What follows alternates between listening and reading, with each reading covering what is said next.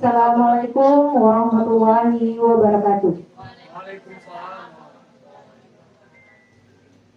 Yang sama-sama kita hormati wakil kurikulum kita Ibu Imelda Fatma Dewi Eshum, serta yang sama-sama berbahagia Bapak Ibu calon guru penggerak angkatan 11 SMA Negeri 5 Padang, dan yang sama-sama kita hormati Bapak dan Ibu yang telah hadir di sini dalam kegiatan Diseminasi Budaya Positif oleh CGP Angkatan 11 SMA Negeri 5 Padang.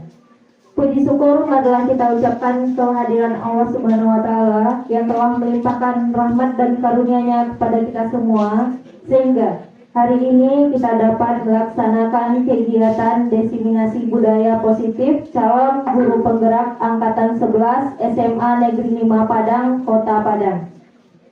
Salawat serta salam tidak lupa pula kita hadiahkan kepada junjungan kita, yakni Nabi Muhammad Sallallahu Alaihi Wasallam, dengan hantaran kata Allahumma sholli ala Muhammad wa ala ali Muhammad. Baiklah, sebelum memulai kegiatan kita hari ini, marilah kita menyanyikan lagu Indonesia Raya dan Mars Guru Penggerak yang akan dipimpin oleh Ibu Geni Arini Pangestuti. Kepada Ibu Geni dipersilakan. Kepada hadirin dimohon berdiri.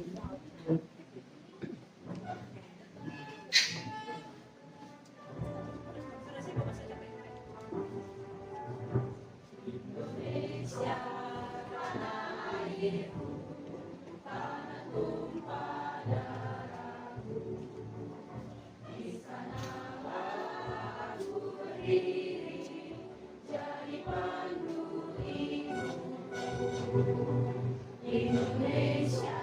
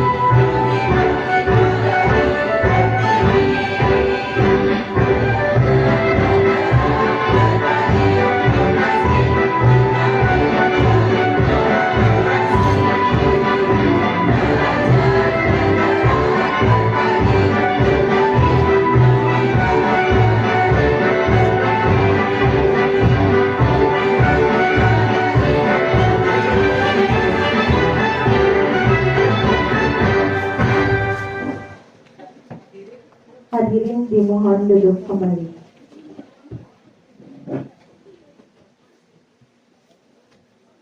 Baiklah, marilah kita mulai acara pertama kita hari ini, yaitu sambutan sekaligus membuka acara secara resmi oleh Ibu Pengawas Pendamping kita kepada Ibu Dra Reno Rahmi MPD.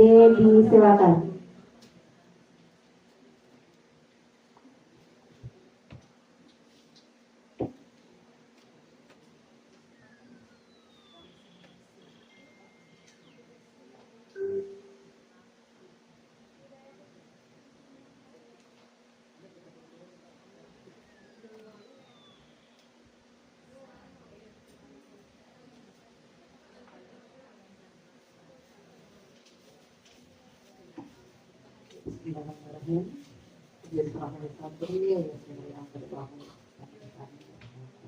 Assalamualaikum warahmatullahi wabarakatuh.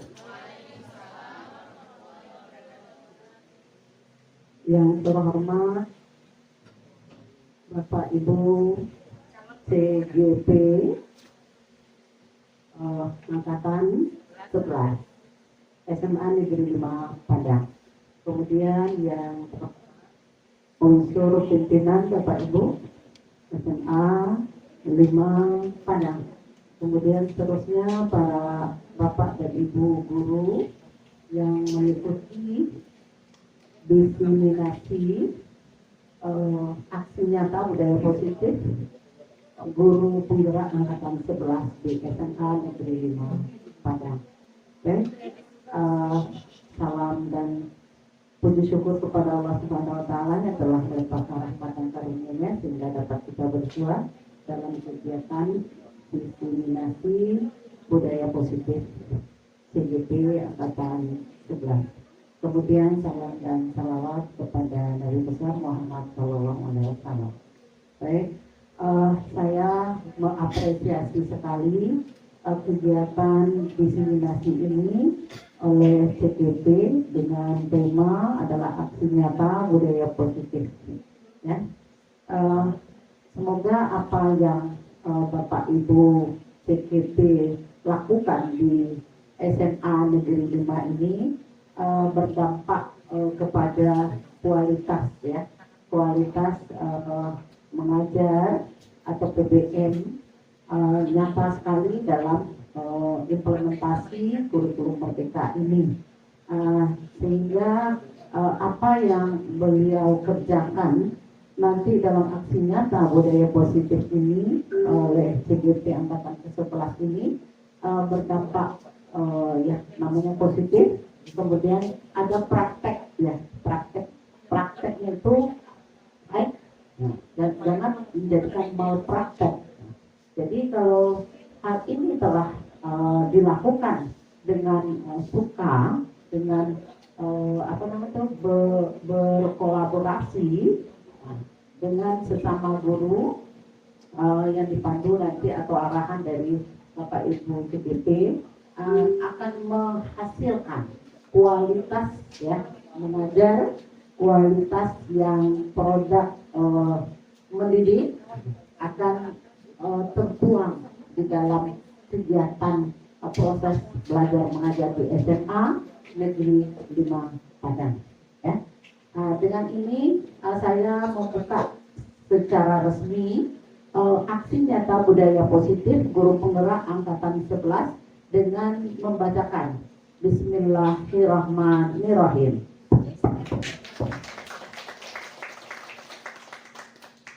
Semoga apa yang CGP angkatan 5 angkatan ke-11 di SMA Negeri 5 Padang berjalan dengan lancar, sukses, dilindungi Allah sampai selesainya nanti. Kalau ada bantuan basah jangan masuk ke dalam padi. Kalau ada dalam penyampaian salah, mohon maaf lahir batin. Assalamualaikum warahmatullahi wabarakatuh. Terima kasih kita ucapkan kepada Ibu Dra Reno Rahmi MPD yang telah membuka kegiatan kita pada hari ini. Selanjutnya, Baik, selanjutnya penampilan diseminasi budaya positif oleh Ibu Nurjana Ramadesi, calon guru penggerak angkatan 11 SMA Negeri 5 Padang. Kepada Bu Desi, kita silakan. Terima kasih.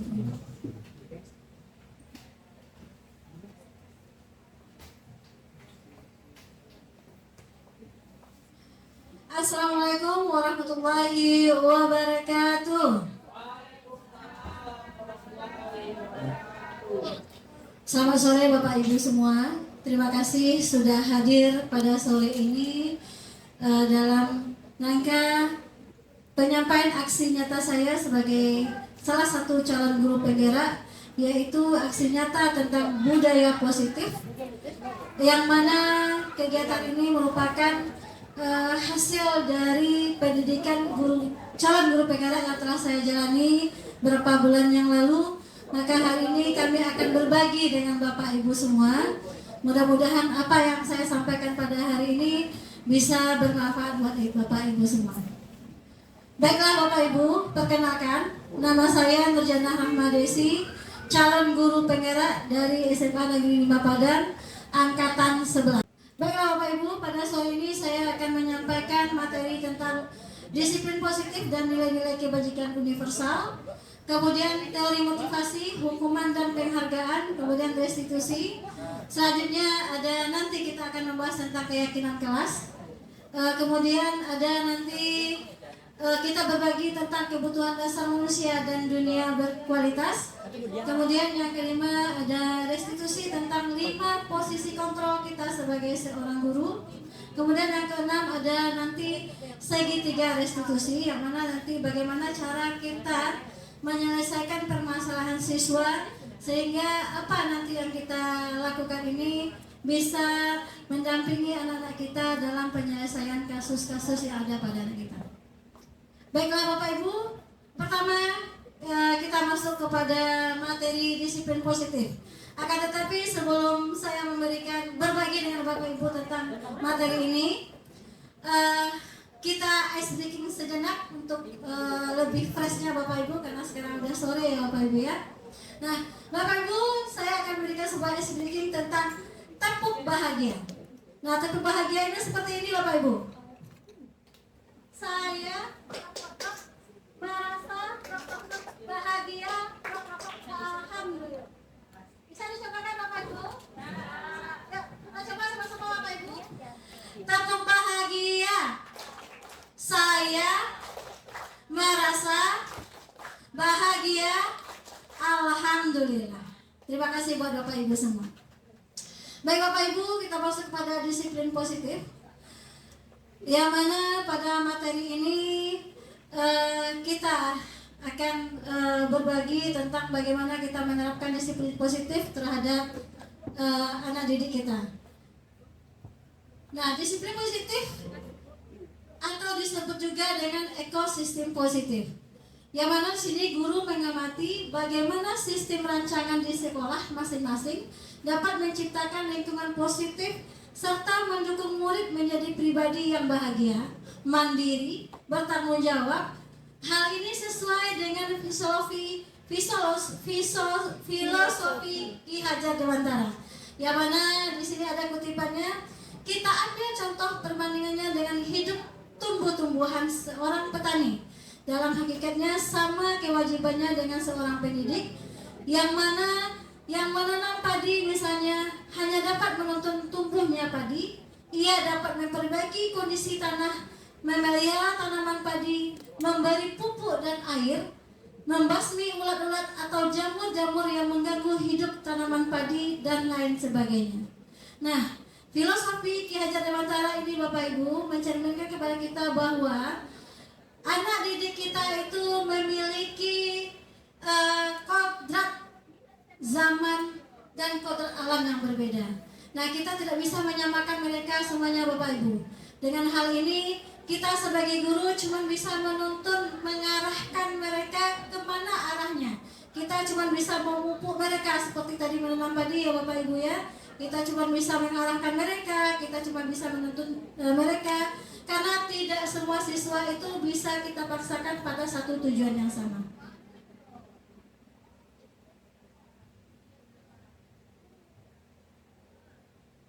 Selanjutnya, di sini kita masuk kepada apakah itu disiplin. Bapak Ibu, yang selama ini yang kita ketahui disiplin itu apa Bapak Ibu? Disiplin itu kebiasaan, apalagi Bapak Ibu? Tepat waktu, apalagi Bapak Ibu? Tata tertib, oke. Nah, disiplin itu berasal dari bahasa Latin yaitu disiplina, yaitu artinya belajar Bapak Ibu.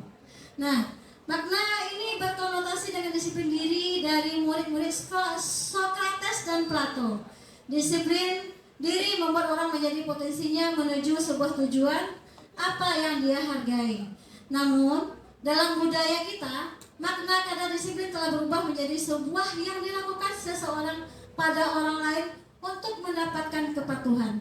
Kecenderungannya umumnya menghubungkan kata disiplin dengan ketidaknyamanan, bukan dengan apa yang kita hargai atau apa pencapaian suatu tujuan mulia. Nah, maksudnya Bapak Ibu, mungkin selama ini kita melihat disiplin itu adalah sebuah sekumpulan aturan-aturan yang mana aturan-aturan itu harus dipatuhi oleh semua orang yang ada pada komunitas tersebut, sehingga mau tidak mau semua komunitas harus mengikutinya. Akan tetapi sebenarnya Bapak Ibu, disiplin itu bisa kita arahkan ke arah disiplin positif, yang mana disiplin positif itu tidak membuat komunitas itu merasa tidak nyaman, tidak merasa disakiti, akan tetapi kita mengajak dan bersepakat untuk melakukan sesuatu dengan keinginan kita bersama, dan hal itu mengarah kepada hal yang positif. Nah, kita masuk kepada nilai-nilai kebajikan universal. Nilai-nilai kebajikan universal adalah sifat-sifat positif manusia yang merupakan tujuan mulia yang ingin dicapai setiap individu. Nilai-nilai tersebut bersifat universal, bersifat umum, dan lintas bahasa, suku, bangsa, agama, maupun latar belakang. Adapun nilai-nilai kebajikan yang ingin dicapai oleh setiap anak Indonesia itu kita kenal dengan profil pelajar Pancasila. Jadi di kurikulum sekarang Bapak Ibu, yang profil pelajar Pancasila itu tertanam di sana ada nilai beriman, bertakwa kepada Tuhan Yang Maha Esa dan berakhlak mulia. Kemudian mandiri, bernalar kritis, berkebinekaan global, bergotong royong, dan kreatif. Nah, dari pembelajaran ini Bapak Ibu, kita melihat nilai-nilai kebajikan ini yang akan kita terapkan di sekolah kita nanti Bapak Ibu. Bagaimana kita menciptakan anak-anak yang beriman dan bertakwa, bagaimana kita ciptakan mereka yang bisa mandiri, bagaimana mereka lebih berpikir itu lebih kritis atau bernalar kritis, kemudian mereka bergotong royong, dan juga mereka kreatif. Nah, selanjutnya kita masuk kepada teori motivasi, hukuman, penghargaan, dan restitusi. Bapak Ibu, pernahkah Bapak Ibu mendengarkan istilah hukuman? Itu sudah biasa ya Bapak Ibunya, hukuman. Kemudian motivasi, sudah biasa. Penghargaan Bapak Ibu, kita sering memberikan penghargaan kepada anak didik kita. Ya. Kemudian restitusi. Apakah ada Bapak Ibu sudah memahami tentang restitusi ini? Belum. Oke. Kita berbagi nanti ya Bapak Ibu ya. Kita mulai dari teori motivasi perilaku manusia. Nah, di sini ada 3 teori motivasi. Yang pertama, motivasi eksternal. Yang mana motivasi eksternal ini untuk menghindari ketidaknyamanan atau hukuman. Nah, di sana bisa kita lihat berupa pertanyaannya, apa yang akan terjadi apabila saya tidak melakukan ini? Ya, jadi ada di sana motivasi yang diberikan, apa ya yang akan terjadi apabila saya tidak melakukan ini. Kemudian yang kedua ada motivasi untuk mendapatkan imbalan dari orang lain atau institusi. Nah, kalau motivasinya mendapatkan imbalan, misalnya di sini, apa yang akan saya dapatkan apabila saya melakukannya? Nah, istilahnya kalau kita sekarang Bapak Ibu, kalau kita memberikan sesuatu kepada seseorang, kita berharap sesuatu yang kita dapatkan dari itu. Nah, untuk motivasi ini kepada anak didik kita misalnya, kita memberi mereka reward terhadap suatu kegiatan, mereka cuma berpikir saya nanti kalau melakukan ini saya mendapatkan ini, tapi tidak ke sana lagi arahnya kita nanti Bapak Ibu. Kemudian selanjutnya menghargai diri sendiri. Ini ada motivasi internal dari diri kita, dari diri manusia, yang mana motivasi ini bisa kita lihat, bisa kita tanyakan kepada diri kita, saya akan menjadi orang yang seperti apa bila saya melakukannya. Nah, pertanyaan itu berarti dia motivasi itu muncul dari dirinya. Nah, selanjutnya ada restitusi. Mungkin sebagian Bapak Ibu sudah familiar dengan kata restitusi ini, dan mungkin sebagian belum. Nah, restitusi itu adalah proses menciptakan kondisi bagi murid untuk memperbaiki kesalahan mereka, sehingga mereka bisa kembali pada kelompok mereka dengan karakter yang lebih kuat. Restitusi juga merupakan proses kolaboratif yang mengajarkan murid untuk mencari solusi untuk masalah mereka dan membantu murid berpikir tentang orang seperti apa yang mereka ingin menjadi tujuan mulia dan bagaimana mereka harus memperlakukan orang lain. Nah, dari restitusi inilah nanti sebuah tindakan yang kita lakukan terhadap permasalahan yang ada pada murid kita. Ada 9 ciri-ciri restitusi Bapak Ibu. Yang pertama, bukan untuk menebus kesalahan, namun untuk belajar dari kesalahan. Nah, penerapannya begini Bapak Ibu. Jika anak-anak kita atau siswa kita melakukan sebuah kesalahan, ketika kita melakukan restitusi ini, cerminan dari kegiatan itu adalah mereka bukan untuk menebus kesalahan-kesalahan yang telah dia lakukan, tetapi dia menyadari dan belajar dari kesalahan yang dia lakukan. Kemudian yang kedua, memperbaiki hubungan. Kemudian yang ketiga, ada tawaran bukan paksaan. Jadi sana tindakannya berupa tawaran bukan paksaan. Kemudian restitusi menuntut untuk melihat ke dalam diri. Restitusi mencari kebutuhan dasar yang mendasari tindakan yang dilakukan oleh siswa kita tersebut. Kemudian restitusi adalah cara yang paling baik dalam menyelesaikan sebuah permasalahan. Kemudian melakukan restitusi itu berfokus pada karakter, bukan tindakan. Kemudian restitusi itu fokus pada solusi dari permasalahan, dan restitusi mengembalikan murid yang berbuat salah pada kelompoknya. Nah, jadi ketika dia melakukan permasalahan, dia kembali dengan nyaman kepada kelompoknya. Itu ada ciri-ciri dari restitusi. Baiklah Bapak Ibu, selanjutnya kita masuk kepada keyakinan kelas. Sudah pernah mendengar istilah keyakinan kelas Bapak Ibu? Kesepakatan kelas? Oke, coba kita bahas sama-sama.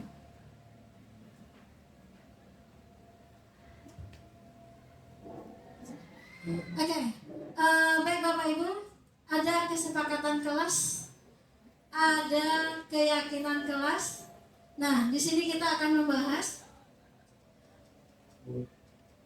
ada peraturan gitu ya. Nah, mengapa tidak peraturan saja? Mengapa harus keyakinan kelas? Ini ada sebuah pertanyaan yang perlu kita renungkan bersama. Kenapa bukan peraturan saja? Akan tetapi mengapa harus keyakinan kelas?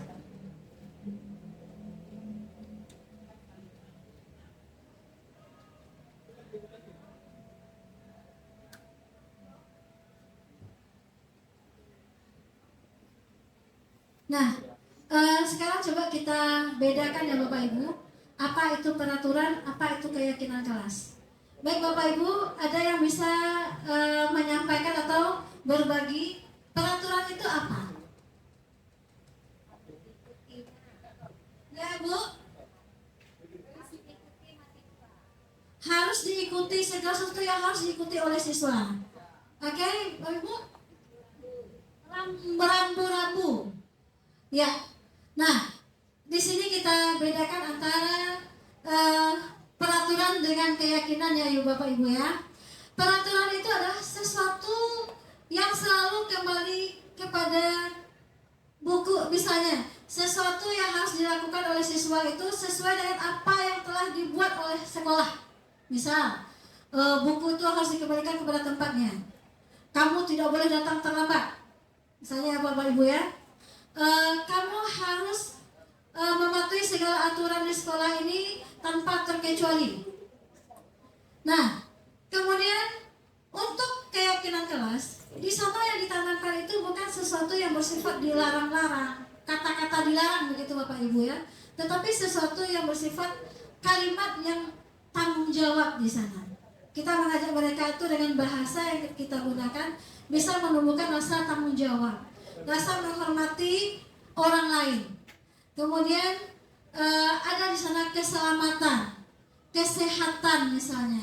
Kemudian untuk keyakinan kelas ini Bapak Ibu, kita bedakan dengan peraturan. Kalau peraturan itu biasanya siapa yang membuat Bapak Ibu? Peraturan siapa yang membuat Bapak Ibu? Guru. Peraturan guru yang buat. Nah, semua murid harus mengikuti peraturan yang telah dibuat oleh guru. Nah, berbeda dengan keyakinan kelas Bapak Ibu.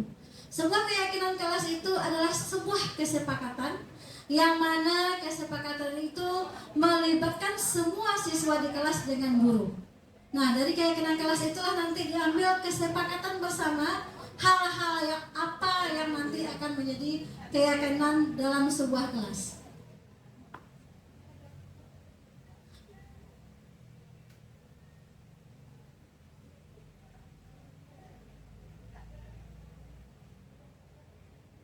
Nah, di sini dapat kita jelaskan perbedaan antara hukuman dan konsekuensi. Konsekuensi itu apa kira-kira Bapak Ibu?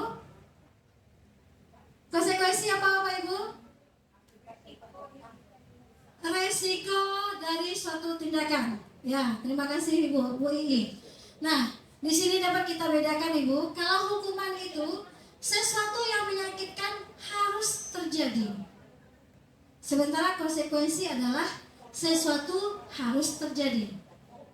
Kemudian, kalau hukuman itu membuat anak sakit atau fisik maupun hati untuk jangka waktu yang lama.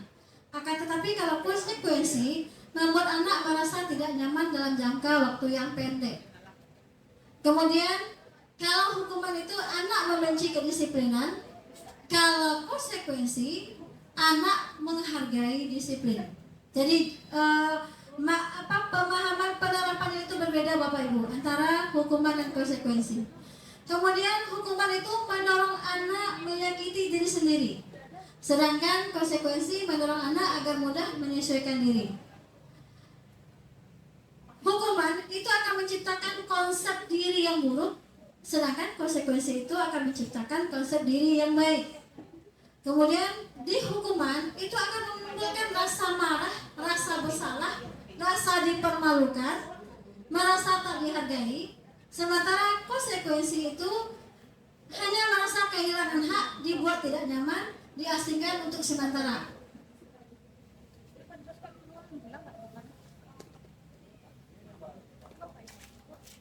Nah, Bapak Ibu, bagaimana Bapak Ibu masih bersemangat Bapak Ibu di sore ini? Masih bisa mengikuti Bapak Ibu? Masih. Nah, mungkin Bapak Ibu udah agak capek ya. Bapak Ibu boleh bantu kita refresh sedikit, boleh berdiri Bapak Ibu? Boleh berdiri Bapak Ibu? Nah, kita meregangkan otot kita sedikit ya Bapak Ibu ya. Kita sambil menyanyikan lagu Naik-Naik ke Puncak Gunung ya Bapak Ibu ya. Nah, kita cobakan ya Bapak Ibu seperti ini. Naik-naik ke puncak gunung, tinggi sekali, kiri kanan kulihat saja banyak pohon cemara. Ya, kita ulangi Bapak Ibu. Sekali lagi Bapak Ibu. Ya. Naik ke puncak gunung, tinggi sekali.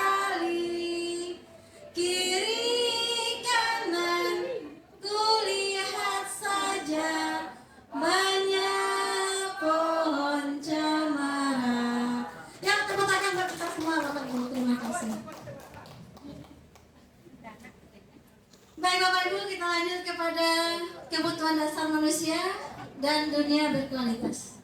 Tadi ada kabel nggak? Kabel cas yang Nah, ada 4 kebutuhan dasar manusia Bapak Ibu.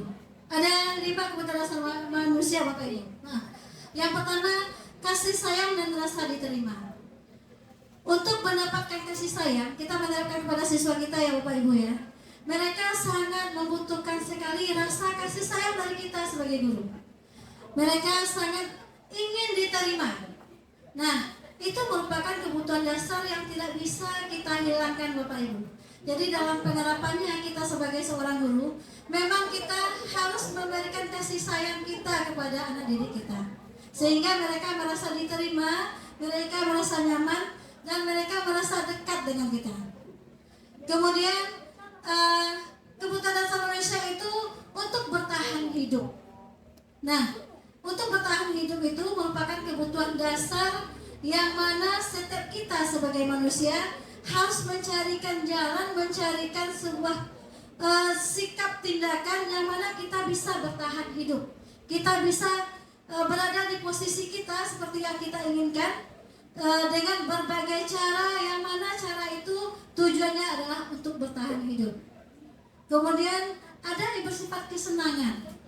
Nah, kebutuhan hidup kesenangan itu misalnya di masa remaja anak-anak kita misalnya Bapak Ibu, mereka suka untuk berkumpul-kumpul, mereka suka pergi-pergi bersama-sama, mereka suka sedang belajar itu mereka masih menggunakan gadget misalnya, itu mereka cuma semata-mata ingin memenuhi kebutuhan kesenangan. Ya mungkin anak kita itu mereka memang senangnya bermain-main HP itu, bermain-main gadget itu untuk kebutuhan kesenangannya. Maka kita sebagai guru Bapak Ibu, kita tidak bisa menjudge mereka, langsung memarahi mereka atau memberikan hukuman, itu tidak bisa seperti itu. Maka kita lihat, itu adalah sisi kebutuhan kesenangan. Kita cuma bisa menuntun mereka atau mengarahkannya Bapak Ibu, kapan mereka bisa menyalurkan kesenangannya. Mereka bisa bermain game, menggunakan gadget yaitu di luar pelajaran, mungkin ketika istirahat gitu ya Bapak Ibu, atau ketika di rumah. Nah, kemudian ada kebutuhan dasar kebebasan. Nah, murid kita itu mereka punya keinginan yang sangat krusial sekali, yaitu mereka memang maunya bebas. Saya maunya seperti ini, saya sukanya seperti ini. Sementara kita sudah menciptakan sebuah aturan, misalnya di sebuah sekolah udah ada aturan, akan tetapi kita sering melihat kenapa lah anak-anak ini melanggar, kenapa lah anak ini banyak bermasalah dengan aturan-aturan yang ada. Nah, ada kalanya itu mereka melihatkan sisi kebebasannya Bapak Ibu. Bisa seperti ini. Untuk kerapian anak kita memberikan sebuah aturan bahwa mereka itu mesti rambutnya pendek. Nah, itu pun bisa kita lakukan di kesepakatan kelas, keyakinan kelas Bapak Ibu ya. Di kesepakatan kelas kita tanyakan kepada siswa bagaimana dengan kerapian kita. Yang anak-anak akan menjawab, rambut kita rambutnya pendek, bagaimana? Ya, bisa seperti itu. Akan tetapi kita lihat pada kenyataan di lapangan yang mereka sudah memberikan kesepakatan keyakinan kelas itu dengan yang anak laki-laki berambut pendek, tetap saja kita temukan siswa kita itu berambut panjang. Ya, mereka merasa style saya ini seperti ini, yang gantengnya itu seperti ini, yang gagah itu seperti ini. Nah, sebenarnya Bapak Ibu, itu adalah kebutuhan dasar mereka dari kebebasan yang mereka munculkan, itu Bapak Ibu. Nah, bagaimana kita menyikapi hal seperti ini? Nah, kita kembalikan lagi kepada mereka. Keyakinan kelas yang kita lakukan itu apa? Tujuan kita itu apa? Kita menggunakan sebagai siswa itu berambut pendek itu tujuannya apa? Nah, itu Bapak Ibu. Kemudian yang kelima ada kebutuhan dasar manusia untuk penguasaan. Ya Bapak Ibu, ada kalanya kita lihat di lapangan ya Bapak Ibu, ada siswa kita itu merasa dia lebih hebat, misalnya dia bisa mengatur teman-temannya, dia lebih berkuasa seperti dalam sebuah komunitas dia merasa dia terhebat di sana. Dia bisa mengontrol teman-temannya, dia biasa menguasai teman-temannya. Nah, dalam hal ini Bapak Ibu, sebenarnya mereka itu adalah calon-calon pemimpin yang hebat sebenarnya.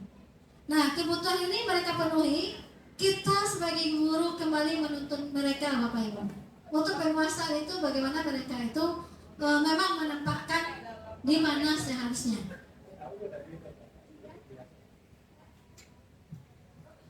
Nah, selanjutnya Bapak Ibu,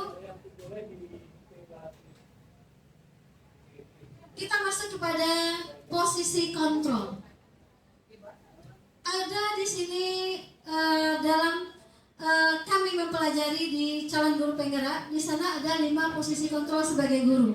Yang pertama sebagai penghukum, yang kedua pembuat orang merasa bersalah, kemudian yang ketiga sebagai teman, sebagai pemantau, sebagai manajer. Nah, Bapak Ibu, coba saya bertanya kepada Bapak Ibu. Saya mau bertanya sama Bu Esha. Kira-kira dari yang 5 itu Bu Esha berada di mana? Yang selama ini yang telah dilakukan Bu Esha? Apakah di penghukum, pembuat orang merasa bersalah, sebagai teman, pemantau, atau manajer? Pada Bu Esha. Sebagai teman kayaknya. Sebagai teman. Penghukum juga kadang-kadang. Penghukum juga kadang-kadang. Terima kasih ya Bu Esha. Kadang-kadang sebagai penghukum, kadang-kadang sebagai teman. Nah, bagaimana pengalaman Bu Esha bisa diceritakan? Bu Esha dengan siswa itu seperti teman ya. Posisi kontrolnya sebagai teman bisa diceritakan sedikit Bu Esha? Posisi kontrol sebagai teman, contohnya ketika ada siswa atau peserta didik yang mau menceritakan pengalamannya atau masalahnya, curhat tempat curhat lagi tulis. Ya, contoh seperti itu. Ada tepuk tangan untuk Bu Esha ya Bapak Ibu, bagus sekali. Nah, Bu Esha sudah melakukan salah satu posisi kontrolnya, yaitu dengan siswa itu sebagai teman. Contohnya ketika siswa itu curhat, Bu Esha mendengarkan dengan baik, sehingga anak itu bisa menyampaikan semua keluh kesahnya atau permasalahannya dengan Bu Esha. Nah, itu bagus sekali Bu Esha. Jadi Bu Esha sudah bisa meletakkan diri pada posisi kontrolnya, yaitu sebagai teman. Nah, tadi Bu Esha juga bilang juga pernah sebagai penghukum, ya. Nah, sebagai penghukum ini Bu Esha mungkin itu sebagian dari kita, mungkin sebagian besar dari kita telah pernah melakukan itu, karena mungkin kita masih terpaku atau kita masih berada pada posisi di aturan ya, di aturan ya Bu Esha ya.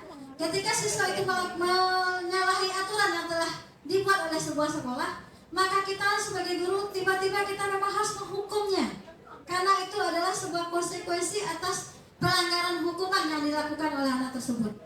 Ya, ya Bapak Ibu ya, ya, oke. Terima kasih Bapak Ibu. Nah, baik Bapak Ibu, ada 5 posisi kontrol ini. Yang pertama sebagai penghukum, pembuat orang merasa bersalah, sebagai teman, sebagai pemantau, dan sebagai manajer ya Bapak Ibu. Nah, di sini ada identitas. Kalau kita kelompokkan dari ini Bapak Ibu, kalau sebagai penghukum atau pembuat orang merasa bersalah, itu kita berada pada posisi kontrol yang gagal Bapak Ibu, pada identitas gagal Bapak Ibu. Nah, kenapa begitu? Contohnya, ketika seorang siswa melakukan kesalahan, seorang guru itu menghardik ya, atau menunjuk-nunjuk, atau menyakiti, atau menyindir, itu sudah masuk ke dalam hal menghukum. Mungkin hal ini tanpa kita sadari Bapak Ibu, karena anak kita ini di tingkat SMA ya Bapak Ibu ya. Ketika dia melakukan kesalahan, kita menyindir-nyindir dia, maka menyindir itu masuk pada posisi kontrol menghukum Bapak Ibu. Nah, kemudian kalau menyakiti itu udah jelas ya, udah nampak ya, kalau kita menyakiti itu memang menghukum kita. Kemudian ada kita menunjuk-nunjuk siswa kita. Ketika dia melakukan kesalahan, kita memarahi dia dengan menunjuk-nunjuk. Itu masuk kepada posisi kontrol yang paling kurang baik mungkin ya Bapak Ibu ya, masuk ke dalam yang hukum. Nah, kemudian ada posisi kontrol itu pada identitas berhasil sukses yang telah dilakukan oleh Bu Esha tadi, yaitu sebagai teman, kemudian sebagai pemantau. Nah, kalau sebagai teman itu bisa kita lihat, kita bisa mengatakan seperti ini, ayolah lakukan demi ibumu misalnya, ayolah nak perbaiki ini demi kebaikan kamu, ayolah nak, jika ini yang kamu lakukan nak, apa sih yang kamu harapkan dari ini misalnya. Nah, kemudian anak itu akan bercerita dengan kita, kita membawakan diri kita seperti posisi dia gitu. Nah, dalam hal ini itu akan terbentuk sebuah posisi kontrol teman, berteman Bapak Ibu. Kemudian kalau pemantau, di sana kita lebih kepada menghitung dan mengukur sejauh mana kondisi siswa kita tersebut. Nah, dalam hal ini kita memantau mereka. Di sini kita bisa menyesuaikan diri dengan mereka atau mengawasi mereka. Nah, misalnya kita ada sebuah kegiatan Bapak Ibu, kita berkolaborasi dengan mereka, kita berada di tengah-tengah mereka, kita menyesuaikan diri kita dengan mereka, maka posisi kontrol sebagai pemantau itu bisa kita dapatkan Bapak Ibu. Nah, bagaimana dengan posisi kontrol manajer? Yang mana ini juga termasuk pada posisi kontrol yang identitas berhasil atau sukses Bapak Ibu. Nah, di sini akan terbentuklah sebuah kontrol pada diri kita, yaitu menghargai diri sendiri. Nah, dalam hal ini kita sebagai guru bisa memberikan pertanyaan-pertanyaan kepada siswa kita. Kita bisa menyampaikan kepada mereka apa yang kita yakini, apa yang bisa kamu kerjakan untuk memperbaiki permasalahan ini. Nah, ini sifatnya kepada posisi kontrol. Nah, Bapak Ibu, coba kita lihat di sini ada beberapa statement atau pertanyaan. Saya merasa kecewa sekali dengan kamu, nak. Dengan apa yang terjadi ini, saya merasa kecewa sekali. Kira-kira ini berada pada posisi kontrol apa, Bapak Ibu? Ya, membuat orang merasa bersalah. Ya, betul sekali Bu Dewi. Nah, kemudian kamu tidak pernah benar-benar melakukannya. Ya, gitu ya. Kamu tidak pernah, ya ada kata tidak pernah ya. Kamu tidak pernah benar-benar melakukannya. Nah, kata-kata seperti itu masuk ke bagian mana kira-kira Bapak Ibu? Ya, menghukum, penghukum ya. Jadi posisi kita berkata seperti itu, kita masuk kepada posisi penghukum. Nah, kemudian contohnya lagi, kamu selalu saja jadi yang paling terakhir. Ya, kamu selalu saja jadi yang terakhir. Nah, itu juga kata-kata yang kita munculkan itu menghardik ya, maksud menghardik itu masuknya hukum. Nah, ketika anak ada melakukan suatu kesalahan, kita bertanya seperti ini misalnya Bapak Ibu, bagaimana kamu bisa menyelesaikan masalah ini, nak? Nah, kira-kira masuk kemana itu Bu ya?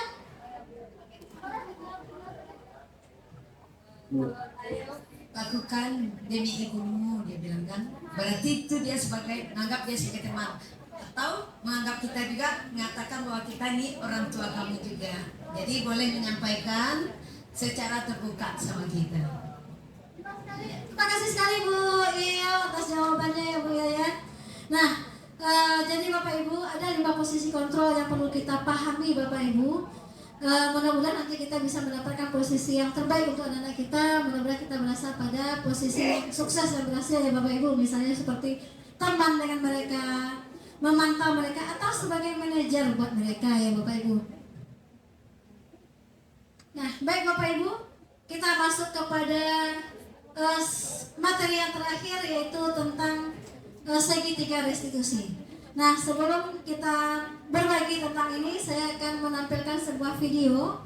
Videonya itu tentang segitiga restitusi yang telah saya lakukan terhadap murid kita. Nah,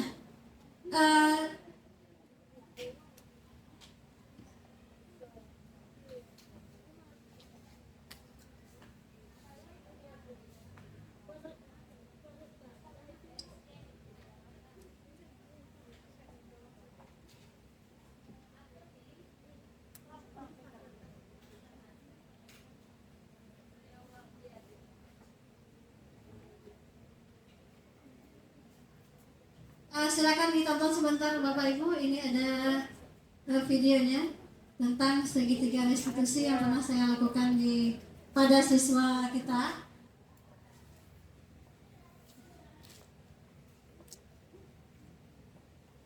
Oke. Nah, di sini ada kemana saya melakukan segitiga restitusi ya Bapak Ibu, menyelesaikan permasalahan seorang siswa.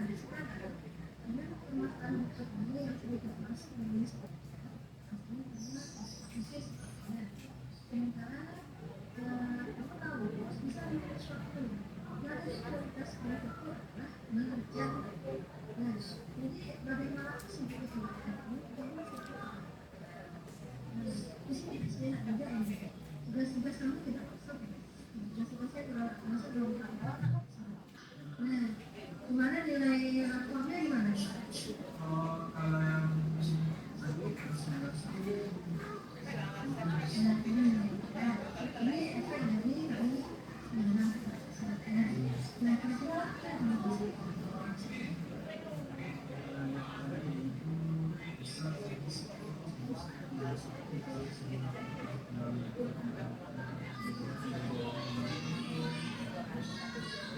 Nah, jadi dengan kondisi kamu ke depannya sesibuk apa kamu dengan aktivitas yang serius kemudian memang kayak seperti nah kayak kita cari semua dan mungkin sama-sama kayak jadi kita semua kayaknya bisa jadi mereka besok membagi waktunya tidak memakan waktunya dan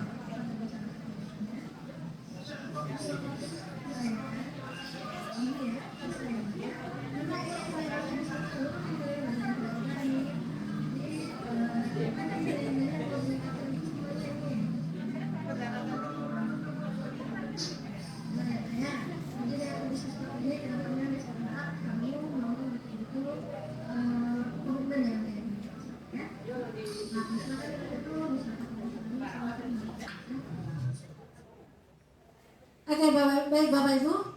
Nah, video tadi itu menjelaskan sebuah kasus ya Bapak Ibu, yang mana kasus itu siswa saya ada seorang pengurus MPK OSIS, dia sering tidak masuk dengan saya belajar.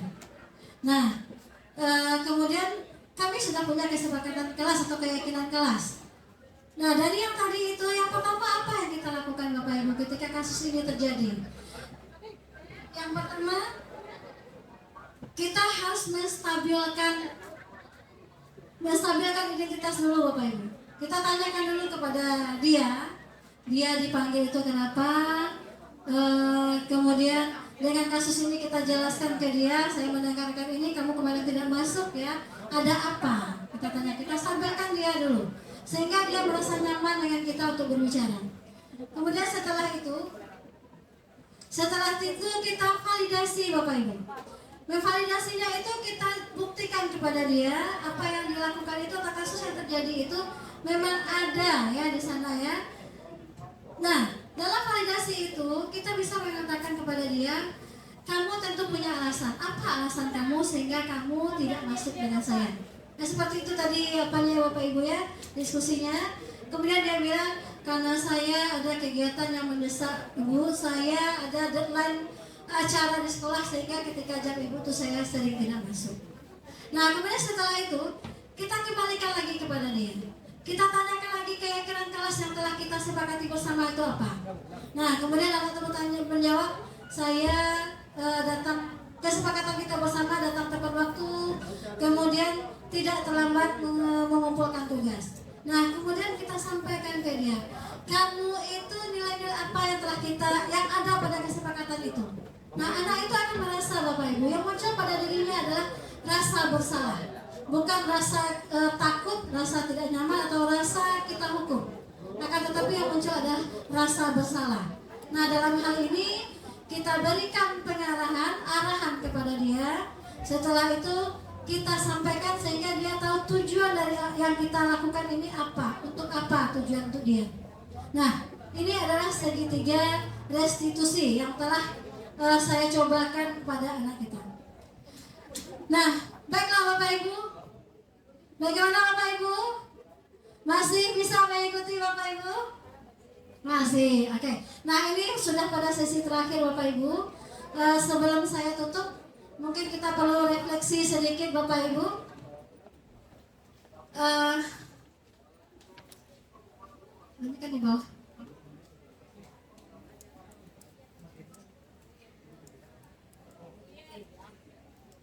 Oke.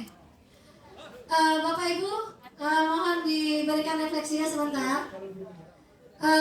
Siapa Bapak Ibu yang bisa menjawab ini untuk memberikan refleksi atas materi yang telah saya berikan kepada Bapak Ibu dalam berbagi pada sore ini? Yang pertama, hal baru apa yang mengubah paradigma saya? Apa yang saya dapatkan? Mungkin bisa Bu Il memberikan refleksinya? Terima kasih Ibu Miss Desi. Setelah mendengar paparan Ibu Desi, kami baru tahu budaya positif itu yang mana.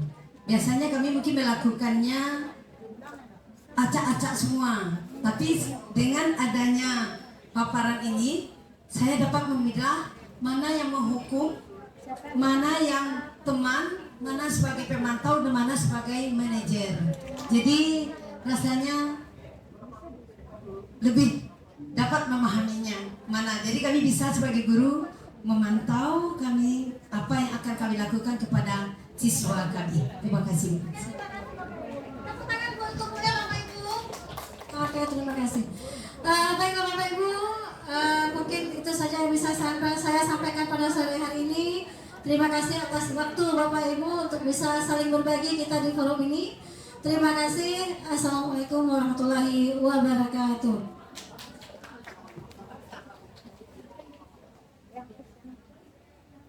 Oke, tepuk tangan dulu dong Bapak Ibu semua untuk pemateri hebat kita. Oke, Bapak Ibu, jika ada yang mau bertanya, kita masuk ke sesi pertanyaan. Silakan Bapak Ibu, kalau ada yang mau bertanya, diangkat tangannya. Oke, Bu Dewi.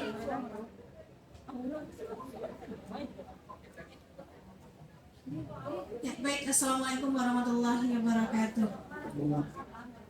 Luar biasa penampilan dari CGP hebat kita SMA Negeri 5 Padang ya. Kepada Miss Desi, tepuk tangan dong Bapak Ibu. Ya, sedikit bertanya, Miss Desi, itu mengenai segitiga restitusi.